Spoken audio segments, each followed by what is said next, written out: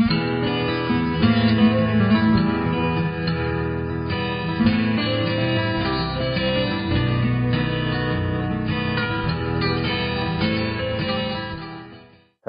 and welcome to Of Mooks and Monsters. I'm Rob Ward. And I'm Tim Niederreiter, and this is episode 80, no, not 89, 90 of the podcast. Woo! I almost made a mistake there. And this episode, go on. Yeah, and today we're going to be doing this is the lessons from American Crime Story, The Trial of O.J. Simpson. It is a mini-series consisting of episodes that are based on the historical occurrences of the O.J. Simpson trial, which captivated the nation back in the 90s. It had everything to do with it. It was such a big deal that pretty much nearly all the main participants in the trial have gone on to write books about it. Yeah. And still captivates the nation.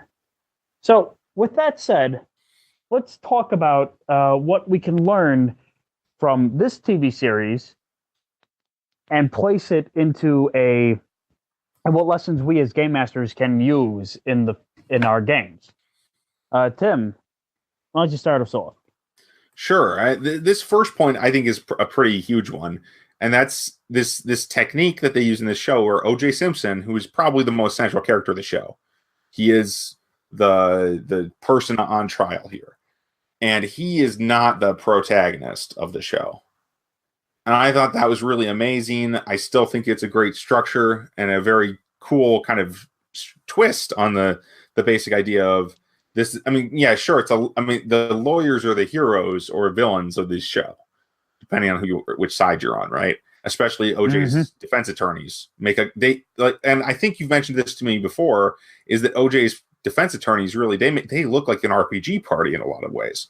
Oh, they do. Yeah, totally.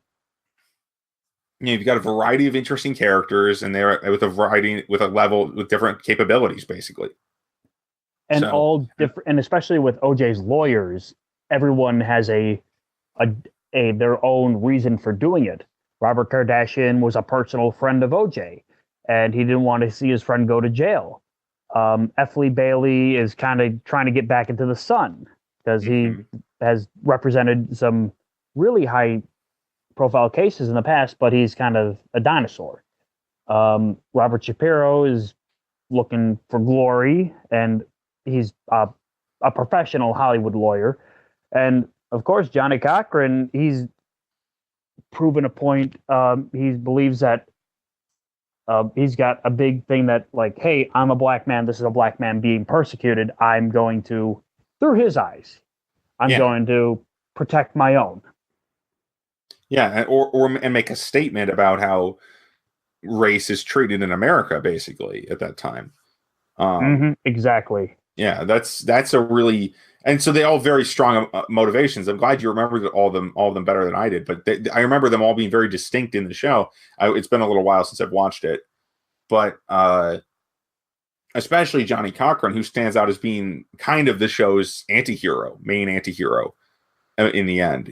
He's the guy who kind of, if you ask me, he's the one who looks like he's getting the job done more than most of the other lawyers because he seems to be the most competent or invested or whatever. And that's why he even usurps power, right? From Bob Shapiro, too, in that episode. Yeah, right. Because that's one of the coolest things about the show, though, is because there's these struggles that, like, none of these characters are struggling against OJ. Really, none of his lawyers are trying to get OJ to do something for them. But though they do sometimes have problems. This is one of the things I really like about the show, is they frequently have problems that are caused by this character who's more important than them in the scale of, he's the central character of this story, but they are the people who have to deal with him. So in some ways, it's kind of like, to just put this in the terms of some things I'm more used to doing. I'm more used to the fantasy Dark Lord versus the fantasy heroic party kind of thing. Mm-hmm. And it's actually kind of similar to that, except that there's a party of henchmen almost who are trying to protect the Dark Lord from himself because the Dark Lord doesn't know how to do anything. It's kind of it's the reversed goal of the party from a traditional fantasy story kind of thing. but then and I can see so many parallels there. And I know that's a little bit of a stretch, perhaps, but it's this kind of if you just said but if OJ was actually innocent, then it would just be these lawyers are heroes, and he's the guy who just keeps getting into more trouble because he can't catch a break.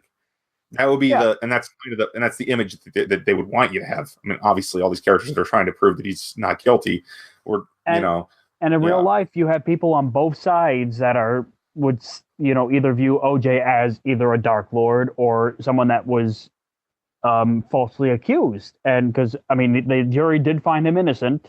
No, that's true. Not guilty, anyway. Yeah. They found him not guilty. In the civil trial, he was found to be liable. So it's such a gray zone. That's true. With that entire trial. So it's fascinating that you could see either side with, who's trying to, there's really not that ambiguity. The ambiguity in that show is very solid. It's, you don't know exactly who's right and who's wrong. And you really want to, you might be rooting for different people on both sides. You might be hating one character and just loving the other, even though if they have the same goal. Yeah. Yeah, that's a good point. It really brings out the personalities more. Yeah, because they all have this idea that they are right, and they all have and they just happen to be on one happens to be behind one table, and one happens to be behind the other table. I can't really talk today.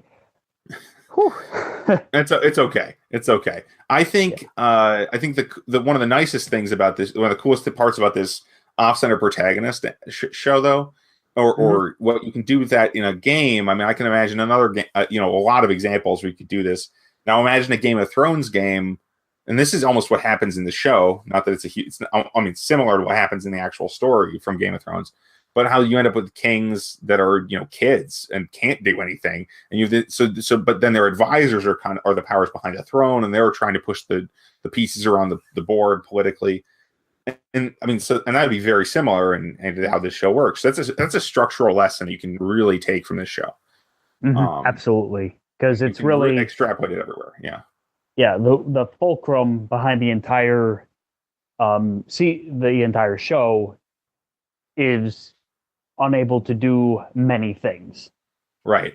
It's also similar to there's this classic epic. I'm not sure if it's a poem or a novel or whatever, but it's an epic story from Asia. Forget if it's East Asia or India. Really, I'm terrible today too. But but it's called Journey to the West. I think it's actually Chinese. Yeah, that's it. Oh yeah, it's Chinese. It's yeah. And it's about the Monkey King, who's the hero of the story, trying to protect this monk who's, pure of heart and therefore delicious to all monsters. As the monk goes on a pilgrimage across this dangerous land, and there's a couple other characters to help him. But it's funny to me that the Monkey King, who is this mischievous, silly character, is extremely powerful. He makes Superman look like a piker, depending on the story. He's this just protector, but it's very much like, okay, one of our characters is useless in a fight, and the other character is the one we're going to play because that looks like more fun, right? There's a priority thing there, Oh, absolutely. One thing that I really brought from the show was, as a game master, you can't really make everything's easy for your players. And the character of Marcia Clark just got through so many fucking roadblocks, and she just had everything thrown at her. I mean, because I feel so sorry for the woman in real life, because just all the sexism that she had to deal with during that time, the naked photos coming out of her, the accusations from her ex-husband about not being a good mother, dealing with a system that did not want to go her way, and she just got so many roadblocks. Yeah, that's a great example of, go on. And just game masters, if you really want to you really want to like prove the grit of your character of your players, you could definitely throw roadblocks. I mean, it doesn't. I'm not saying throw an encounter every 5 seconds, but you should totally challenge them. Yeah, and make it harder to achieve their goal.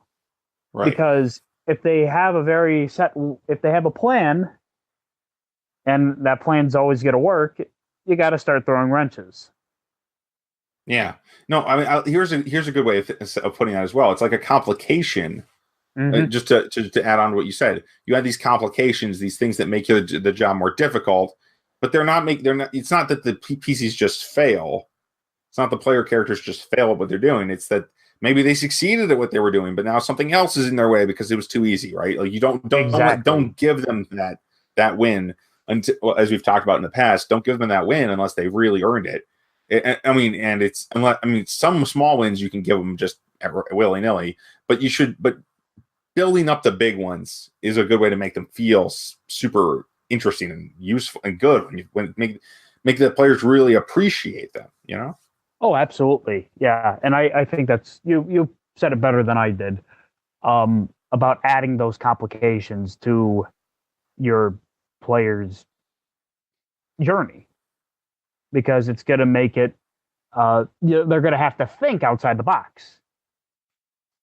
Yeah. Yeah. And another good point is that, I mean, I'm glad you brought up the character, historical character of Marcia Clark, because in the show, she ultimately fails. Right, this is not a spoiler; it's history, and not that far distant history. But in the end, the prosecution doesn't convict, so it doesn't get the conviction. So basically, it's interesting because she's a more sympathetic character in a lot of ways than most of the lawyers that are helping OJ. Right? Would you agree with that? In the show, yes. In the show, yeah, definitely. I mean, we're just talking about how they're portrayed in this show. Is that most of OJ's lawyers are kind of, well, I guess just two of them I can see are particularly not as likable as the other two, and the other two are up there and actually compete, I think, with Marcia Clark's portrayal as far as being sympathetic. I think Johnny Cochran and, geez, I'm drawing a blank. Oh, the guy who's Kardashian, right? The reality show name. Yeah, that I always forget. Yeah, those two have their motivations are very understandable in a way that makes them seem almost. I mean, Kardashian doesn't come off as overly heroic, but Cochran definitely does. He's really dedicated, and so you can respect those two for different reasons. But I guess what I'm trying to get at here is that is that because of all these complications thrown at Marcia Clark, it makes her defeat at the end basically not seem. I mean, it doesn't necessarily make it seem inevitable because you're kind of pulling for her to win because of all those complications, really. And I think that's a valuable thing. I mean, especially because it's almost like a Star Wars prequel kind of thing. We know how this one ends, but you've got to try to convince us that it's going to be. You either convince us that it's either really good, that that it's really difficult that it ended up that way. Or you got to really convince us about this character's convictions, I guess is what I'm coming to. Sorry. Oh no, carried absolutely. on there a bit. You totally have a great point there that you make like this with the sympathetic characters, and that really led me to think about unsympathetic characters. Exactly. The number Mark Furman, who was the racist police officer that was involved in the investigation, and they put him on the stand, and he pled the fifth to all his questions, and that was really, and in the game, and taking that into a role-playing game world. Sometimes, as the heroes, you will have to work alongside a villain. Yeah, and that's a really good way to do it. He knows something you need him to tell it. That's or you need the information from him. That's the basics of that. I thought that was like the coolest shot in the series where he walks in and just everyone gives him this look like the defense doesn't like him, the prosecution doesn't like him, the people in the jury don't like him, nobody in the courtroom likes him. They're just staring him down, and just that's a great way to describe, a character. He comes in the room and everyone stares at him, none with a welcoming look on their face. Yeah, no one's happy to see him, basically. No one is happy. Nobody wants the very idea that this person exists in the world is disgusting. And for everybody, but you have to work with him. You have to interact. You have to do things, and you can't be. And if this was a game world, you wouldn't be able to, just slay him or anything because you need his information. Yeah, that's such a powerful thing. You make a solid point there because it's like, I mean, I'm having a hard time thinking of any example from an RPG, but that's what's so cool about it. I mean, I think is that if you have an RPG with a character who's such a snake, such a bad guy, and you can build them up in a lot of different ways, but or just being distasteful, basically, like he is. He's this gross dude, but yeah, damn it, we need him. And I think that's a great idea, and I think, but you could easily do it with, say, a supervillain in a superhero game. I kind of did it a little bit in that Reese's Hat game with Gerard, who was the one of the villains. But he was just this jerk, and it was just so hard to get your hands around him. He was so slippery. So that was a different thing. I mean, we didn't actually go to the you need him level there, but you get a character like that, and suddenly you need him, and that would be just amazing in a show, as it was in the show. And I find that aspect very fascinating because I tend to play pretty play pretty non-typical heroes, anti-heroes. I tend to play, if anything, villain protagonist sometimes. Yes. General Mongoose calls. Oh, Jesus Christ. Yeah, Mongoose would definitely, if you were in a campaign, Mongoose would be a villain, but he would make a fantastic character that would you'd have to deal with, but you don't want to. Right. And he's got the goods, but you hate to have to go to him. Yeah, it's just like, I really don't want to go there, but I have to go there. Those moments of the PCs are like, uh-oh. I mean, they're like, it was actually, that does kind of remind me of, it was your PC's idea in the first place. It was from that, again, the Reese's Hat game. There were a lot of machinations in that game, but where you got the one former villain out of retirement, basically, as a distraction to during the climactic struggle of one of these sessions. Oh, that's right. Yeah. We took the uncle. Yeah, the evil uncle from one of the characters' traitorous family members who was then being kept in prison, basically, house arrest. And now but he had this powerful ability. He comes out and he's destroying everything because he wants revenge, and he used that for their advantage. That's the kind of so that's an example which is quite similar in structure, but is very much the action attempt at that. As far as the games go, using characters that the PCs like or don't like, that's kind of the bread and butter of this show. Because having characters that the audience likes and don't like, that's very similar. And there's definitely characters that are less likable, more likable. There's a whole spectrum of those in this series. And I think that's fascinating. Yeah. Oh, totally. Like Bob Shapiro. Yeah. Yeah, John Travolta plays him really well, but he plays him so fucking slimy. Absolutely. And you're just like, oh man, I just, you look at him and the show and you're just like, I just don't like this guy. Yeah, you need a shower just after one scene with that guy. It's like, yeah, and just his ego and his pompousness. It's just, oh man, it's a great character. It's a great character. It's really a great character. Yeah. So yeah. I think we've talked pretty extensively about this show, and I think we've brought up some really solid observations from it, because it's on Netflix right now as of this recording. It's a very well done show.